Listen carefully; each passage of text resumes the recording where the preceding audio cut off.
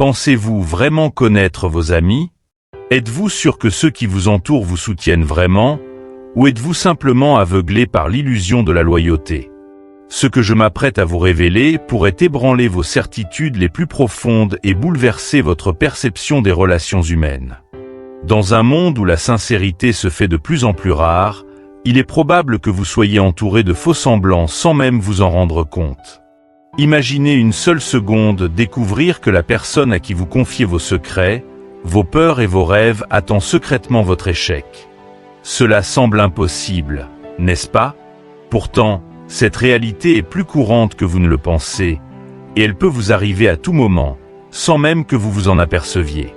Ce qui va suivre va peut-être vous choquer, mais ces vérités sont essentielles pour protéger votre bien-être et votre équilibre émotionnel.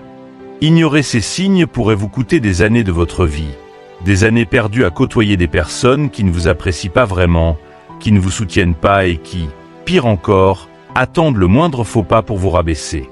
J'ai moi-même traversé cette expérience douloureuse. Au départ, tout semblait simple, des amis proches, des rires partagés, des blagues innocentes. Mais, peu à peu, un doute s'est insinué. Ces remarques soi-disant amicales, ces plaisanteries répétées qui ciblaient mes insécurités, m'ont fait questionner la véritable nature de ces relations. Était-ce simplement moi qui étais trop sensible ou y avait-il quelque chose de plus insidieux? C'est là que j'ai compris que ces petites piques cachées derrière un sourire étaient bien plus que de simples taquineries. Elles étaient des attaques déguisées. Ce genre de comportement est une forme de manipulation subtile. On vous teste, on cherche vos faiblesses, tout en vous faisant croire que vous êtes dans l'erreur si vous osez réagir. Le plus pervers dans tout cela, c'est que la société nous pousse à croire que si nous ne savons pas rire de nous-mêmes, c'est que le problème vient de nous. C'est juste une blague, ne sois pas si sensible. Combien de fois avez-vous entendu cela? C'est un piège dans lequel il est facile de tomber, et je l'ai fait moi-même pendant des années. Mais il est crucial de comprendre que se défendre face à une plaisanterie qui franchit la ligne n'est pas un signe de faiblesse. C'est un acte de protection de soi. Les véritables amis n'ont pas besoin de pointer vos faiblesses pour se sentir valorisés. Ils célèbrent vos qualités, vous soutiennent dans vos moments de doute et de vulnérabilité, sans jamais faire de vous l'objet de leur amusement. Il est temps de poser des limites, de dire stop à ces relations toxiques qui vous dévalorisent sous couvert d'humour. Ceux qui vous respectent vraiment ne fuiront pas lorsque vous les confronterez à leurs paroles blessantes. Ils comprendront et ajusteront leur comportement. Mais ceux qui persistent à vous rabaisser n'ont probablement jamais été vos véritables amis. Croyez-moi, se défendre n'est pas une faiblesse. C'est une force, une prise de pouvoir sur votre propre vie. Ne craignez pas de perdre des amis en fixant des limites claires, car vous ne perdrez que ceux qui ne vous respectent pas. Le véritable test des relations humaines survient dans l'adversité. C'est dans les moments difficiles, lorsque la vie nous met à l'épreuve, que l'on découvre qui sont nos véritables alliés. Il est facile de se sentir entouré lorsqu'on réussit, que tout va bien, que les sourires et les félicitations abondent. Mais qu'en est-il lorsque vous traversez des moments sombres? Quand tout bascule, qui reste à vos côtés? J'ai vécu cette réalité. Après avoir perdu mon emploi, j'ai vu disparaître autour de moi des personnes que je croyais proches. Ces amis, si présents lors des moments de succès, sont devenus invisibles au moment où j'avais le plus besoin d'eux. Ne vous laissez pas tromper. Le soutien véritable n'est pas une question de convenance. Il ne se manifeste pas seulement lorsque les choses sont faciles. Le vrai soutien est présent même quand la situation devient inconfortable ou compliquée. Alors, comment se reconstruire après une telle déception? La première étape est d'accepter la douleur, d'accepter vos émotions.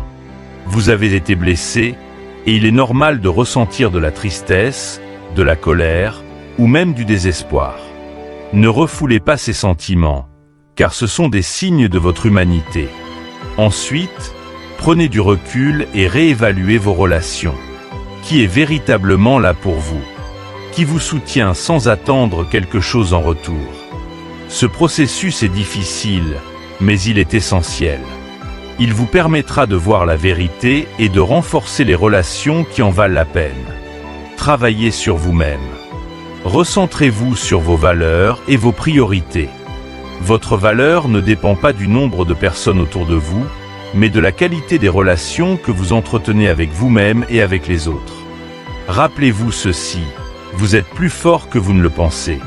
Ce que vous vivez aujourd'hui, aussi difficile que cela puisse être, vous rendra demain plus résilient, plus sage et plus lucide. Ne laissez pas ces épreuves vous briser. Utilisez-les pour vous reconstruire, pour vous élever. Chaque pas que vous faites vers des relations plus saines est un pas vers une vie plus authentique, entourée des bonnes personnes. Vous méritez des relations qui vous élèvent, pas qui vous rabaissent. Alors, continuez à avancer, un pas à la fois, et vous verrez que la tempête finira toujours par s'apaiser. Les signes subtils de la trahison déguisée. Apprendre à décoder les relations toxiques. Pensez-vous vraiment que cela n'arrive qu'aux autres? Que la trahison, ce venin insidieux qui se glisse dans nos relations les plus précieuses, ne touche que ceux qui sont malchanceux? Pourtant, les chiffres ne mentent pas. 7 personnes sur 10 ont déjà été trahies par un proche, quelqu'un en qui elles avaient mis leur confiance. Ces statistiques froides ne laissent aucune place à l'illusion. New Psalms 2 Potentie Element, de victims de set realite. Unrealite kaput bouleverser notre vision du monde et de personnes que nous entourent. Et la vérité est la suivante. La trahison ne se manifeste pas toujours sous une forme brutale ou évidente. Elle peut être subtile, sournoise, se cachant derrière des sourires et des paroles qui, à première vue, semblent inoffensives. J'ai moi-même traversé cette épreuve, une expérience qui m'a non seulement ouvert les yeux, mais m'a appris une leçon cruciale sur la nature humaine et l'importance d'être vigilant face à certaines dynamiques relationnelles. Au départ, tout me paraissait normal. Les remarques de mes amis n'étaient que des plaisanteries, des blagues légères qui, selon moi, faisaient partie de la camaraderie.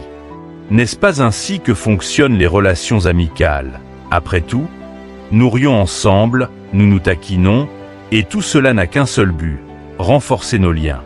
C'est ce que je croyais. Cependant, avec le temps, un doute s'est progressivement installé en moi, un doute qui s'est transformé en certitude à mesure que les blagues devenaient de plus en plus ciblées, de plus en plus personnelles. Ce n'étaient plus simplement des taquineries innocentes, mais des attaques déguisées, des pics subtils visant directement mes insécurités, mes vulnérabilités. L'humour comme arme, quand les blagues franchissent la ligne. Comprenez ceci. L'humour peut être un outil puissant, à la fois pour rapprocher les gens, mais aussi pour les éloigner et les blesser. Les plaisanteries, lorsqu'elles sont sincères et bienveillantes, sont un ciment social. Elles créent une complicité, un espace de légèreté où chacun peut se sentir à l'aise. Mais lorsque cet humour franchit une ligne invisible, lorsqu'il devient un moyen de tester vos limites ou de vous rabaisser subtilement, il cesse d'être une plaisanterie. Il devient une attaque, une agression qui ne dit pas son nom. Prenons un exemple concret que beaucoup d'entre vous ont probablement déjà vécu. Imaginez que vous êtes avec des amis et que l'un d'eux fait une blague sur un aspect de votre apparence, de votre personnalité ou de vos échecs passés. Tout le monde rit, y compris vous, parce que, dans ce contexte social, il semble plus facile de rire avec eux que de remettre en question la situation. Mais à l'intérieur, cette remarque vous pique, elle réveille quelque chose en vous. Ce n'est peut-être pas la première fois que ce genre de blague est fait, et cela commence à vous affecter. Alors, est-ce vous qui êtes trop sensible, ou y a-t-il quelque chose de plus insidieux à l'œuvre? La première étape pour comprendre ces signes de trahison déguisée est d'être attentif à ce sentiment de malaise qui naît en vous après de telles remarques. Votre intuition est un puissant indicateur. Si une blague vous laisse un goût amer, ce n'est pas sans raison. Ces petites piques répétées peuvent sembler innocentes, mais elles sont en réalité des micro-agressions, des manières déguisées de vous rabaisser, de vous maintenir dans une position d'infériorité sous couvert d'humour. La manipulation par l'humour, le test des limites. Pourquoi certaines personnes utilisent-elles l'humour pour attaquer les autres? Il s'agit souvent d'une forme subtile de manipulation. Les personnes qui se comportent ainsi testent vos limites. Elles veulent savoir jusqu'où elles peuvent aller sans provoquer de réaction. Elles poussent petit à petit pour voir si vous allez vous défendre ou si vous allez accepter leurs remarques sans broncher. Si vous ne dites rien, elles considèrent cela comme un feu vert pour continuer, voire pour intensifier leurs attaques. Dans le stoïcisme, l'un des principes fondamentaux est la maîtrise de soi et l'importance de rester en accord avec ses propres valeurs, quelles que soient les circonstances. Si quelqu'un cherche à vous déstabiliser par ses paroles, il est crucial de ne pas lui donner ce pouvoir. Vous avez le contrôle de votre réaction, et poser des limites est un acte de force, pas de faiblesse. Ce n'est pas à vous de tolérer un comportement toxique sous prétexte de préserver la paix sociale. Au contraire, c'est en posant des limites claires que vous préservez votre intégrité et votre respect de vous-même. L'importance de poser des limites. Nous vivons dans une société où l'on valorise souvent la capacité à rire de soi-même. On nous répète que si nous ne savons pas accepter une blague, c'est que nous sommes trop sensibles ou trop susceptibles. Mais il est crucial de comprendre que cette pression sociale peut être utilisée comme une arme pour normaliser des comportements toxiques. Se défendre face à une plaisanterie qui franchit la ligne n'est pas une preuve de faiblesse ou d'insécurité. C'est un acte de préservation de soi. Prenons un autre exemple. Au travail, un collègue fait régulièrement des blagues sur vos performances. Il s'amuse à souligner vos erreurs en public, en prétendant que c'est pour détendre l'atmosphère. Vous pourriez être tenté de rire avec lui pour éviter d'être perçu comme quelqu'un qui ne sait pas prendre les choses à la légère. Mais si ces remarques vous affectent profondément, si elles commencent à éroder votre confiance en vous, alors il est temps d'intervenir. Poser une limite peut être aussi simple que de dire « Je comprends que tu veux plaisanter, mais cela ne me fait pas rire ». Cette simple phrase peut désamorcer la situation et forcer l'autre à réfléchir à l'impact de ses paroles. Les conséquences des relations toxiques.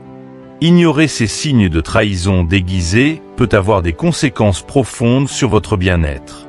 Ce type de relation, basé sur la manipulation et l'irrespect, peut érosionner votre confiance en vous avec le temps.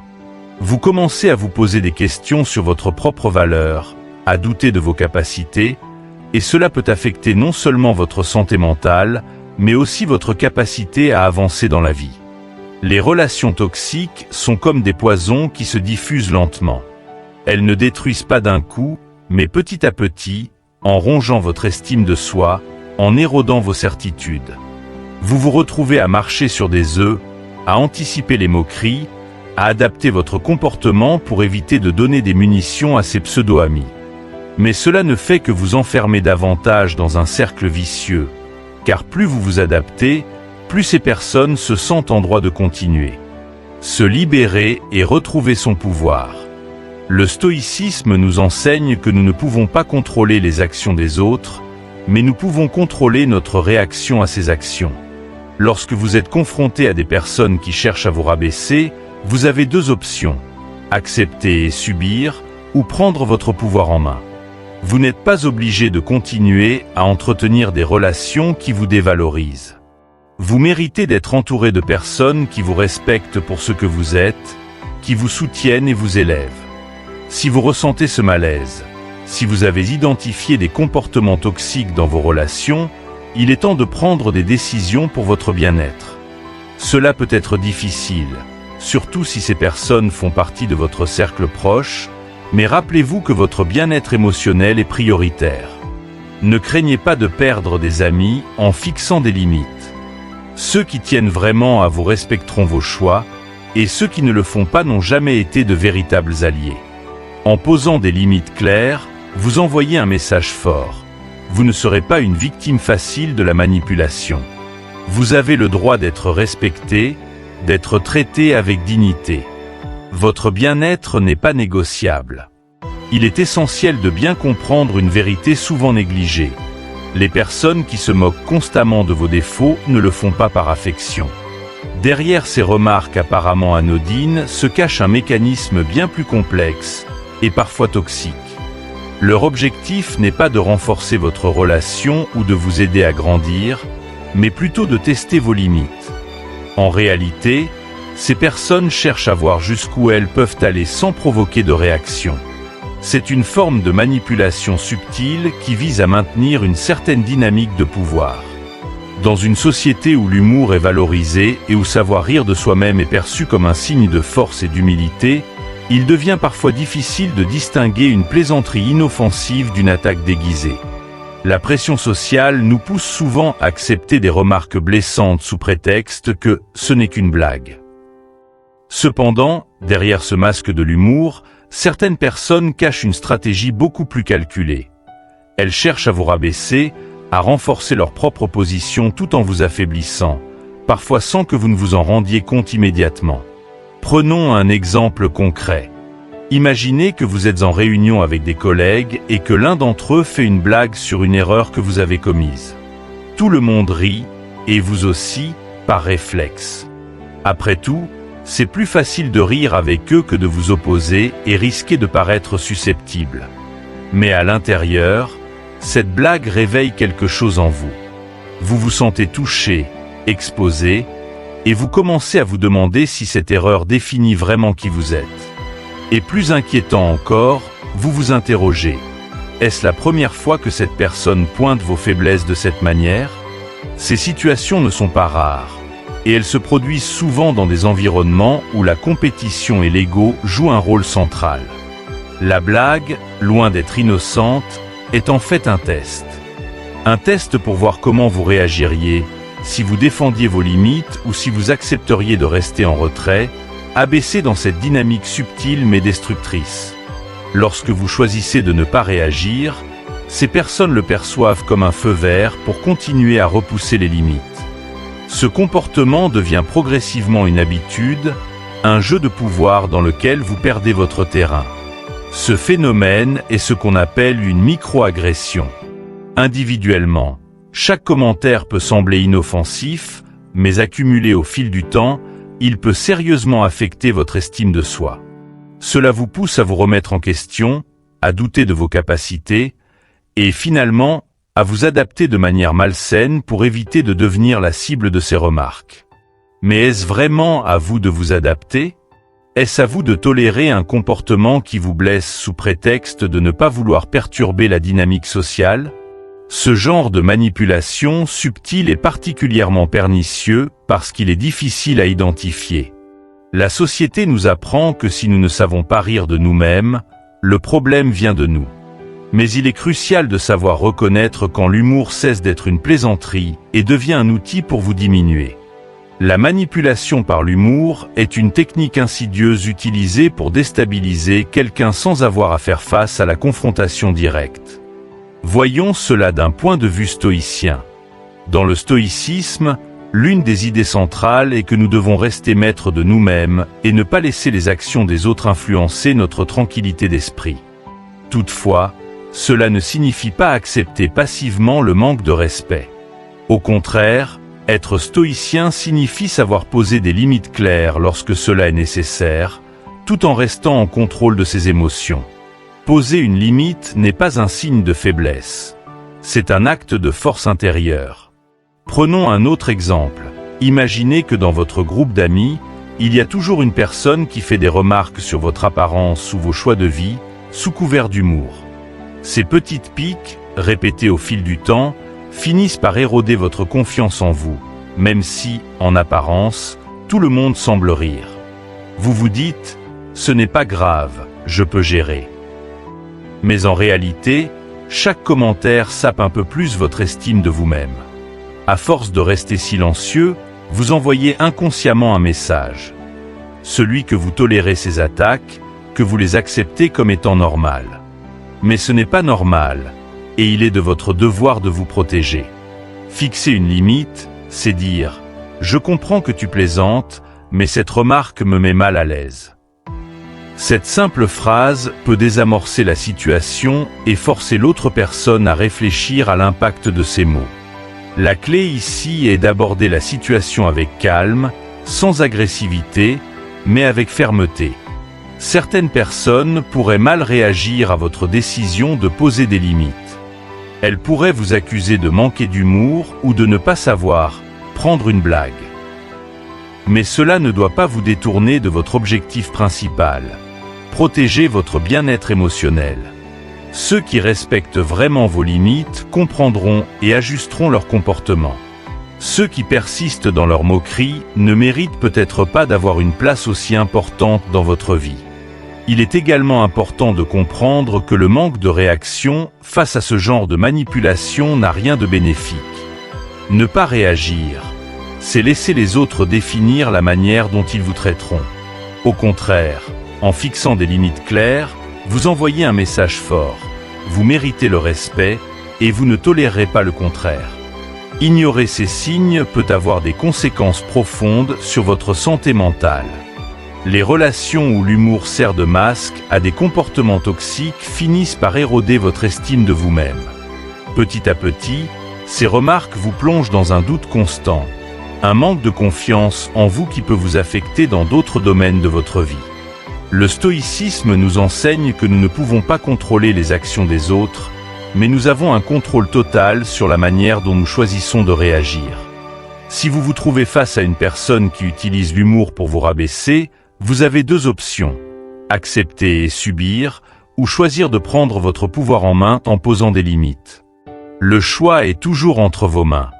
Finalement, il est crucial de comprendre que se défendre face à ce type de comportement n'est pas une preuve de faiblesse.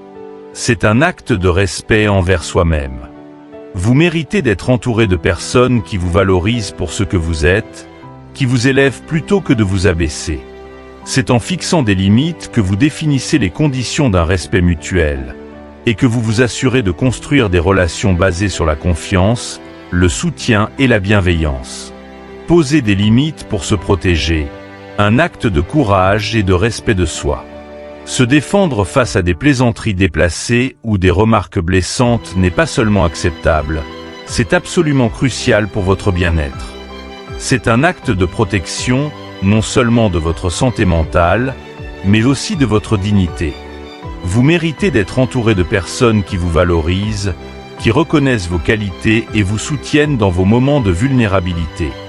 Malheureusement, certaines personnes, qu'elles soient conscientes ou non de leur comportement, cherchent à rabaisser les autres pour un rire facile, souvent sous couvert d'humour. Ce n'est qu'une blague, ne sois pas si sensible. Combien de fois avez-vous entendu cette phrase?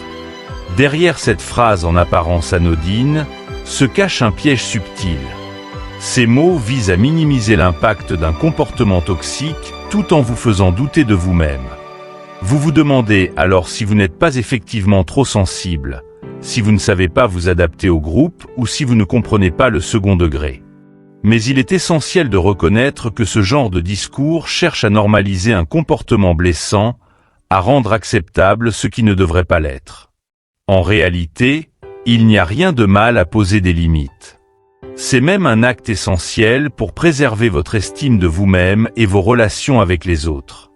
Trop souvent, les gens craignent de se défendre parce qu'ils ne veulent pas perturber l'équilibre social, ou pire, parce qu'ils ont peur de perdre des amis. Pourtant, fixer des limites n'est pas un signe de faiblesse, c'est un signe de force et de respect de soi. Oser fixer des frontières montre que vous vous estimez suffisamment pour ne pas accepter d'être rabaissé ou blessé sous prétexte de camaraderie. Pourquoi poser des limites est indispensable. Dans les relations, qu'elles soient personnelles ou professionnelles, il est normal de rencontrer des désaccords ou des malentendus.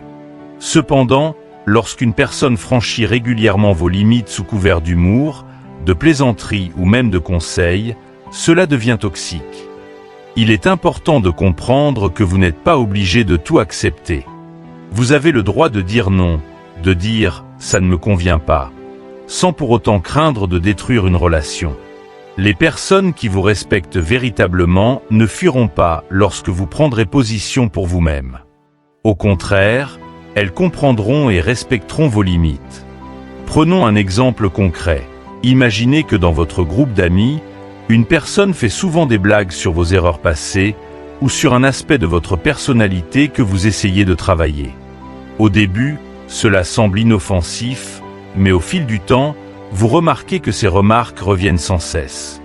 Elles commencent à vous affecter, à éroder lentement votre confiance en vous. Pourtant, vous n'osez pas dire quoi que ce soit par peur de passer pour quelqu'un de susceptible. Mais est-ce vraiment juste ?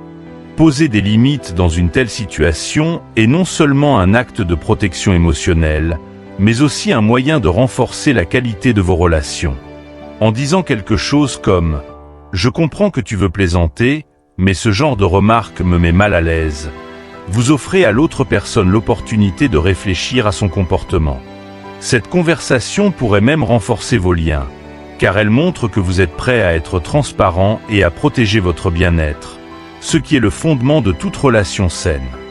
Les limites ne chassent pas les bons amis. Il est courant de craindre que poser des limites puisse éloigner des amis ou causer des tensions dans une relation. Cette peur est humaine, mais elle est souvent infondée. En réalité, les personnes qui vous respectent et tiennent vraiment à vous ne prendront pas vos limites comme une attaque personnelle. Elles seront prêtes à ajuster leur comportement parce qu'elles comprennent que l'amitié repose sur le respect mutuel et la compréhension. Les vrais amis ne fuient pas devant vos limites. Au contraire, ils les accueillent avec respect et sont prêts à modifier leur manière de s'exprimer si cela contribue à une relation plus saine. Si, en revanche, quelqu'un réagit mal à vos limites ou essaie de les contourner, c'est un signe que cette personne n'apporte pas une dynamique positive à votre vie. Il peut être difficile de l'admettre, mais il est parfois nécessaire de laisser partir certaines personnes qui ne respectent pas votre intégrité. Rappelez-vous, la qualité des relations prime toujours sur la quantité. Prenons l'exemple de couples ou de relations de longue date. Il arrive souvent que des remarques ou des comportements autrefois acceptés deviennent avec le temps intolérables.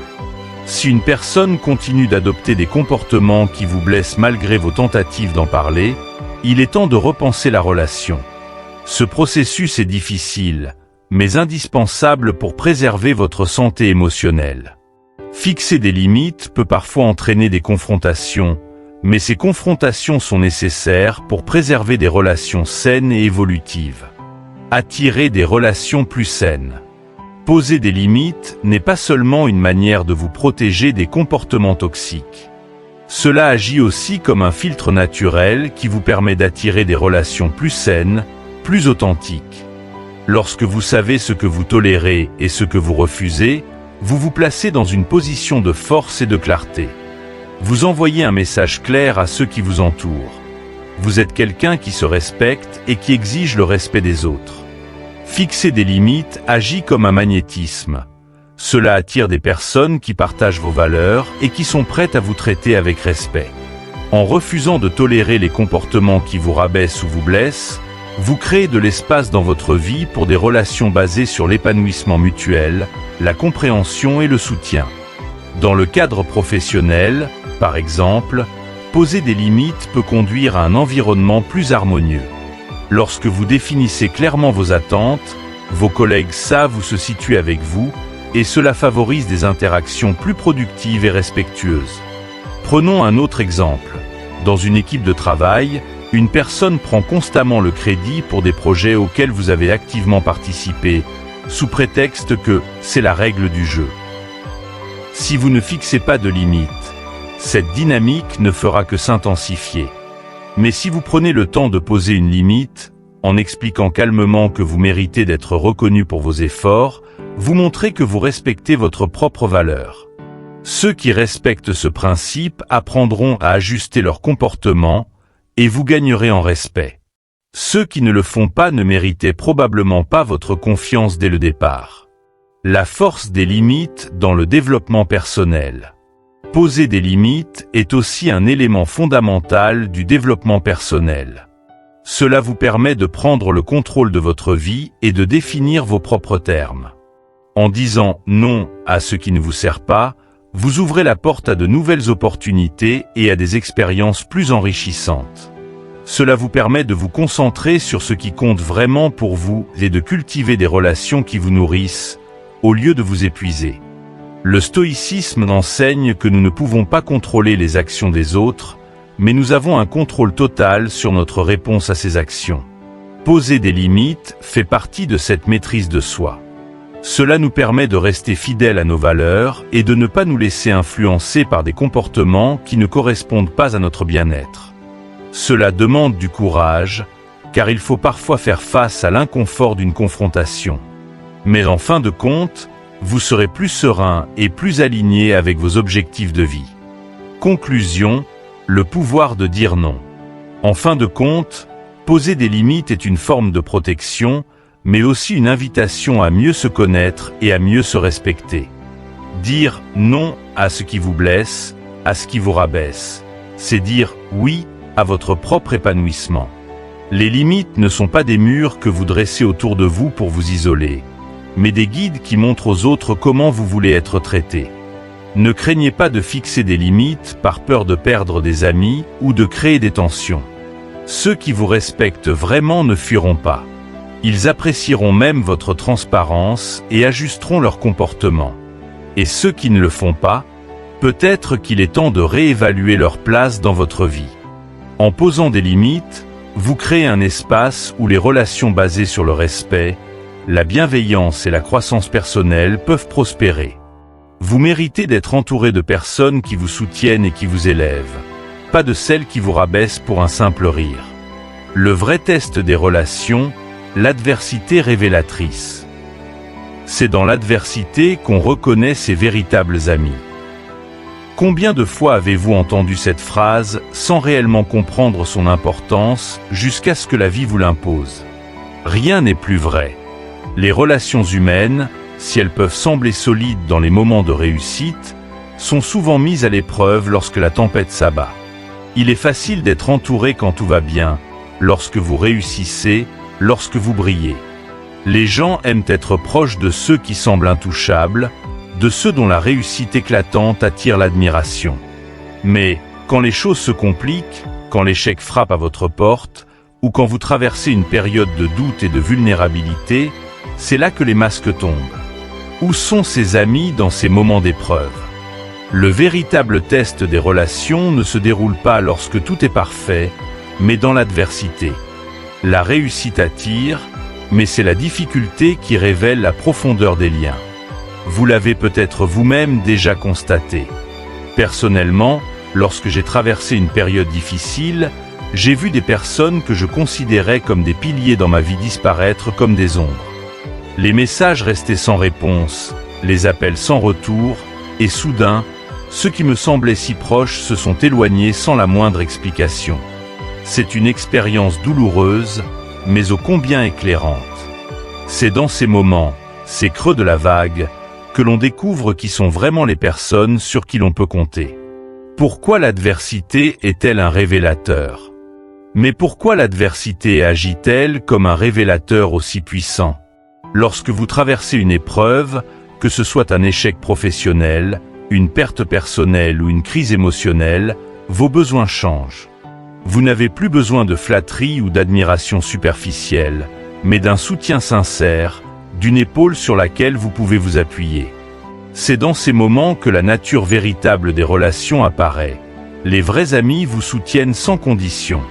Ils ne vous jugent pas pour votre chute, mais tendent la main pour vous aider à vous relever. En revanche, ceux qui étaient présents uniquement pour profiter de votre succès ou pour briller à vos côtés disparaissent souvent dès que vous n'avez plus rien à leur offrir. Cela peut sembler dur à accepter, mais cette réalité, bien que cruelle, est une opportunité inestimable. L'adversité fonctionne comme un filtre naturel. Elle élimine ceux qui ne sont pas là pour les bonnes raisons et vous montre qui méritent vraiment de rester dans votre cercle proche. Il est douloureux de voir certaines personnes s'éloigner dans les moments où vous avez le plus besoin d'elles. Mais cette douleur est nécessaire pour faire le tri entre les relations superficielles et celles qui sont authentiques. Exemple concret, quand les alliés se démasquent. Prenons un exemple concret. Imaginez que vous perdez subitement votre emploi, une situation stressante et éprouvante pour quiconque.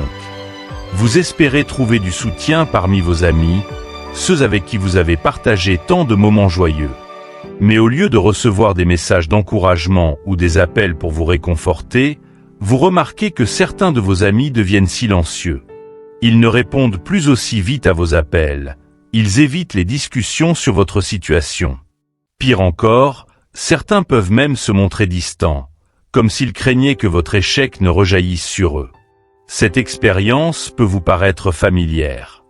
Lorsque vous traversez des périodes de vulnérabilité, ces moments révèlent qui est vraiment là pour vous. Les amis qui disparaissent lorsque vous êtes à terre vous montrent que leur affection ou leur soutien était conditionné par votre réussite. Ce n'est pas de l'amitié véritable, c'est de l'opportunisme. Mais ne vous méprenez pas, même cette révélation a une valeur inestimable. Savoir qui ne mérite pas votre confiance est tout aussi précieux que de savoir à qui l'accorder. Les vrais amis ne fuiront pas. En revanche, les personnes qui restent, celles qui vous soutiennent dans vos moments les plus sombres, sont les véritables alliés. Ces personnes ne vous jugent pas pour vos faiblesses, et elles ne sont pas effrayées par vos échecs. Elles comprennent que l'amitié ne repose pas sur la performance, mais sur la présence. Ces amis-là ne fuient pas lorsque les choses deviennent inconfortables. Ils sont là, à vos côtés, même quand vous n'avez rien à leur offrir d'autre que votre vulnérabilité. Prenons l'exemple d'un couple qui traverse une période de difficultés financières. Au début, les soirées entre amis étaient fréquentes, les discussions légères et amusantes. Mais au fil du temps, avec l'apparition de tensions liées à la situation financière, beaucoup d'amis du couple se sont éloignés. Ils n'étaient plus aussi présents qu'auparavant. Cependant, une poignée d'amis fidèles continuait de rendre visite, d'offrir leur soutien sans jugement. Ce sont ces amis-là qui méritent d'être célébrés, car ils prouvent leur véritable valeur dans ces moments d'épreuve. La réévaluation des relations, un processus nécessaire. Ce qui est important à retenir, c'est que l'adversité ne fait pas que révéler les failles dans certaines relations. Elle vous donne aussi la possibilité de réévaluer la manière dont vous investissez votre temps, votre énergie et vos émotions dans vos relations. Une fois que vous avez identifié qui sont les personnes qui disparaissent lorsque vous avez le plus besoin d'elles, vous pouvez commencer à réorienter vos efforts vers ceux qui méritent vraiment de faire partie de votre vie. Ce processus de réévaluation est un acte de développement personnel en lui-même. Il vous permet de prendre du recul et de comprendre que toutes les relations ne sont pas égales. Il est normal d'avoir différentes relations pour différentes raisons, mais il est essentiel de savoir qui mérite votre confiance et votre attention. Ceux qui ne sont pas capables de vous soutenir lorsque vous traversez des moments difficiles ne devraient pas avoir une place centrale dans votre vie. Ils ne font que prendre de l'espace que vous pourriez allouer à des personnes qui partagent vos valeurs et qui vous élèvent. Quand l'adversité devient une opportunité de croissance. Même si cela peut sembler paradoxal, l'adversité est une opportunité de croissance. En révélant la véritable nature des gens autour de vous, elle vous permet de reconstruire votre cercle social sur des bases plus solides et plus authentiques. Vous apprenez à mieux vous entourer, à choisir des personnes qui partagent vos valeurs et qui seront là pour vous, quelles que soient les circonstances. Dans le stoïcisme, il est souvent question de l'importance de l'acceptation des événements que nous ne pouvons pas contrôler. L'adversité est l'un de ces événements. Vous ne pouvez pas empêcher les difficultés de survenir, mais vous pouvez choisir comment y réagir. Et parfois, ces moments d'épreuve vous montrent qui mérite vraiment de marcher à vos côtés. Le stoïcisme nous enseigne aussi l'importance de la résilience et de la maîtrise de soi dans les moments de difficulté. S'entourer de personnes capables de soutenir ces valeurs est essentiel pour maintenir votre tranquillité d'esprit et votre force intérieure. Conclusion. Se reconstruire autour des bons alliés. Au bout du compte, l'adversité est un révélateur puissant, mais elle est aussi une opportunité de renouvellement. Elle vous aide à comprendre quelles relations sont superficielles et lesquelles sont authentiques. Cela peut être douloureux, mais cette douleur est nécessaire pour grandir, pour vous reconstruire autour de relations plus saines et plus solides. Ne craignez pas de laisser partir ceux qui ne peuvent pas ou ne veulent pas vous soutenir. Laissez la vie faire le tri, et concentrez-vous sur ceux qui restent à vos côtés dans les bons comme dans les mauvais moments. Ces amis, ces personnes-là, sont vos véritables alliés. Ce sont eux qui méritent votre temps, votre énergie et votre affection. La force de l'acceptation et de la reconstruction. Renaître après la déception.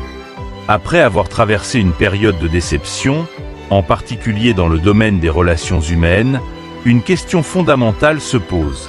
Comment se reconstruire? Comment reprendre confiance en soi, en les autres, et dans la vie après avoir découvert que certaines personnes, que vous croyez être des piliers dans votre existence, vous ont abandonné ou trahi au moment où vous en aviez le plus besoin? La première étape dans ce processus de reconstruction est l'acceptation. Il est crucial de comprendre que la douleur, la tristesse, la colère ou le désespoir que vous ressentez sont des émotions tout à fait naturelles. Beaucoup d'entre nous sont tentés de refouler ces sentiments pour ne pas paraître faibles, pour ne pas se laisser submerger par la souffrance. Pourtant, ces émotions sont une preuve de votre humanité. Elles sont la réaction naturelle à une trahison ou à une déception. Vous avez été blessé, et c'est normal de ressentir de la douleur. Cependant, la clé n'est pas de nier ces émotions, mais de les accepter. En les reconnaissant, vous prenez le contrôle. En les rejetant, vous ne faites que prolonger le mal-être. Le stoïcisme, qui nous enseigne l'importance de l'acceptation des événements que nous ne pouvons pas changer, insiste sur ce point. Accepter vos émotions ne signifie pas les laisser vous dominer. Cela signifie simplement les reconnaître comme une étape nécessaire pour avancer. Vous êtes un être humain avec des sentiments, et cette expérience, aussi difficile soit-elle, fait partie de votre chemin vers la croissance personnelle. Accepter pour se libérer. L'acceptation ne se limite pas à reconnaître que vous êtes blessé. Elle signifie aussi accepter ce qui s'est passé, accepter que certaines relations se soient brisées, accepter que certaines personnes ne puissent pas ou ne veulent pas être là pour vous. Il est souvent plus facile de nier la vérité, de chercher des excuses pour le comportement des autres, plutôt que de faire face à la réalité. Tout le monde ne mérite pas de rester dans votre vie. Prenez un moment pour réfléchir à la situation. Quelles attentes aviez-vous envers ces personnes? Comment espériez-vous qu'elles réagissent? En acceptant que leur comportement a révélé leur véritable nature, vous pouvez vous libérer de l'illusion d'une amitié ou d'un soutien qui, en réalité, n'existait peut-être pas vraiment. Une fois que cette acceptation est accomplie, vous pouvez entamer un véritable processus de guérison. Il ne s'agit pas d'oublier ce qui s'est passé, mais de comprendre que ces événements ont eu lieu pour vous apprendre quelque chose. Chaque épreuve est une leçon, et c'est en acceptant ces leçons que vous pouvez avancer. Prendre du recul, réévaluer les relations. Après l'acceptation vient l'étape suivante, qui est de prendre du recul et de réévaluer vos relations. Qui sont les personnes qui sont véritablement restées à vos côtés dans ces moments difficiles?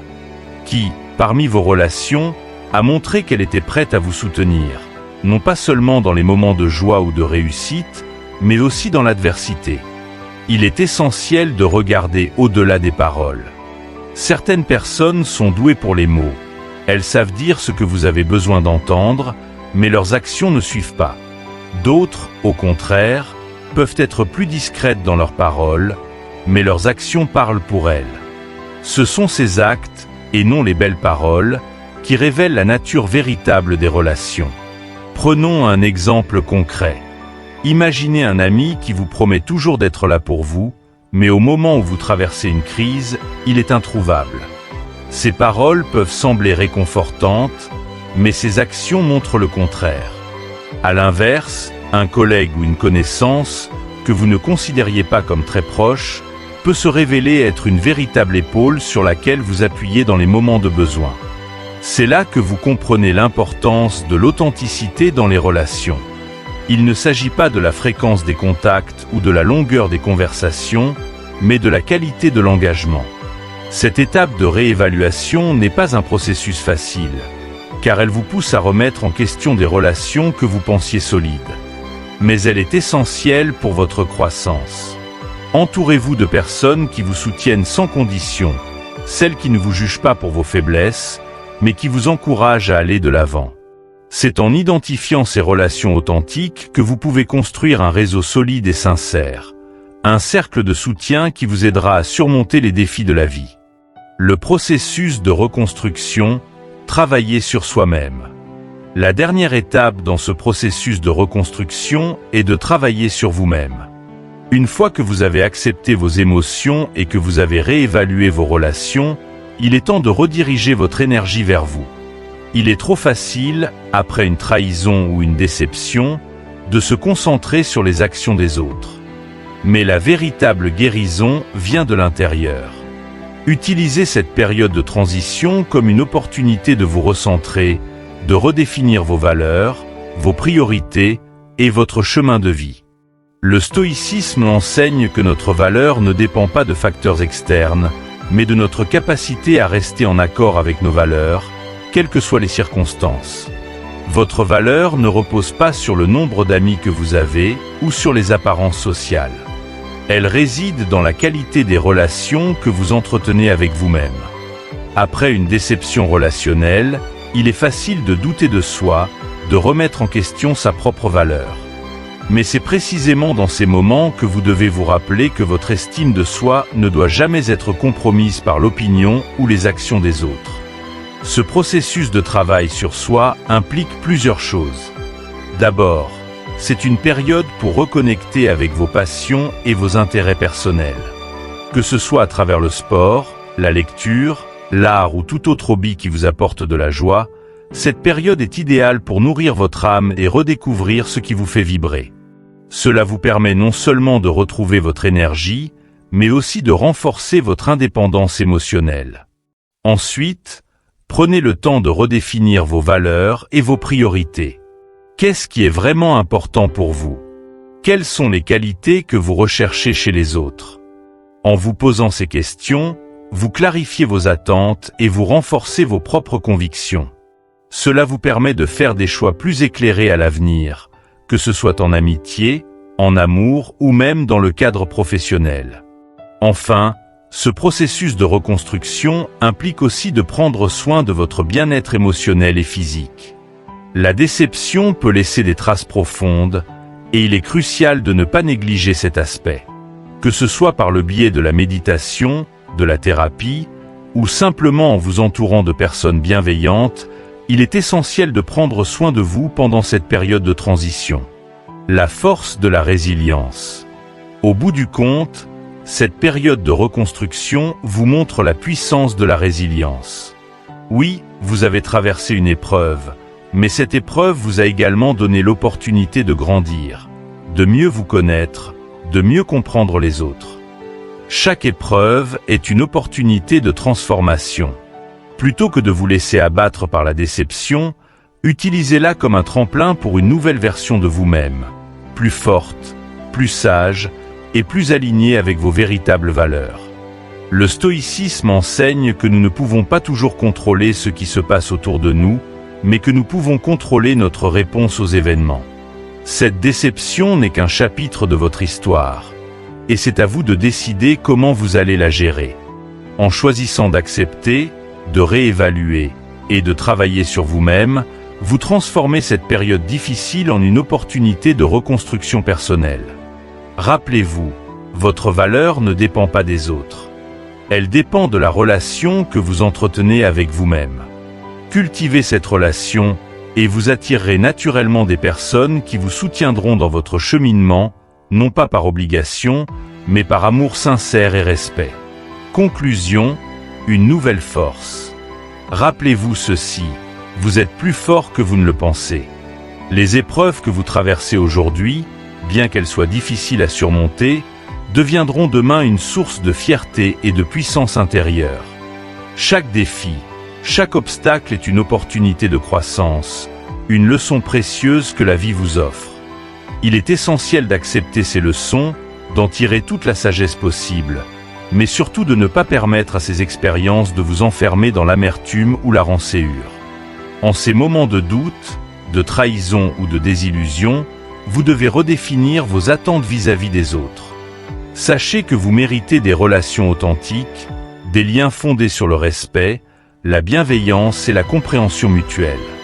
Les véritables amitiés ne sont pas mesurées par le nombre de moments partagés, mais par la qualité du soutien dans les moments où vous êtes vulnérable. Soyez sélectif quant aux personnes que vous laissez entrer dans votre vie, Et entourez-vous de celles qui vous élèvent, qui vous respectent pour qui vous êtes vraiment, sans chercher à vous changer ou à profiter de vos faiblesses. Le pardon est une étape essentielle dans cette reconstruction personnelle. Pardonnez, non pas parce que ceux qui vous ont blessé le méritent forcément, mais pour vous libérer du poids de la rancune qui pourrait freiner votre évolution. Le pardon vous permet d'avancer sans être alourdi par la négativité des autres et d'ouvrir la porte à de nouvelles relations plus saines et plus enrichissantes. La tempête que vous traversez finira par s'apaiser, et lorsque cela arrivera, vous ne serez plus la même personne. Vous serez plus fort, plus sage, plus résilient. Vous aurez non seulement survécu, mais évolué. Vous serez entouré des bonnes personnes, celles qui méritent véritablement une place dans votre vie. Celles qui partagent vos valeurs et qui, tout comme vous, sont en quête de croissance personnelle. Merci d'avoir pris le temps d'écouter ce message. N'oubliez jamais que vous êtes plus fort que vous ne le croyez. Les épreuves d'aujourd'hui sont les fondations de votre force future. Si ce message vous a inspiré et que vous souhaitez continuer à recevoir des conseils sur le développement personnel et la sagesse stoïcienne, je vous invite à vous abonner à ma chaîne YouTube, Sagesse en évolution. Ensemble, nous pouvons continuer à grandir, à apprendre et à devenir la meilleure version de nous-mêmes.